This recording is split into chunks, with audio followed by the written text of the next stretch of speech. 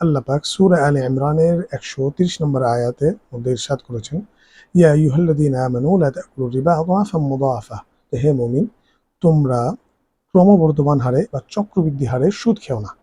প্রিয় দর্শক, একটু যদি আমরা খেয়াল করি বা আমাদের সাথে যদি একটু মেলাই, তাহলে আমরা দেখব যে বর্তমানে গ্রামে গঞ্জে পাড়ায় মহল্লায় একটা অভ্যাস বা একটা রীতি খুব চালু হয়ে গেছে। তা হচ্ছে, কেউ যদি কারো কাছে এসে ঋণ চায়, হচ্ছে হাসানা চায়, তখন আমরা তাকে ঋণ দেওয়ার পরিবর্তে তাকে জিজ্ঞেস করি যে তোমার এই টাকাটা কয়দিনের জন্য লাগবে এবং এর বিপরীতে তুমি আমাকে কি পরিমাণ লাভ দেবে। সোজা কথা, আমরা একটা সুদী কারবারের মধ্যে ঢুকে পড়ি।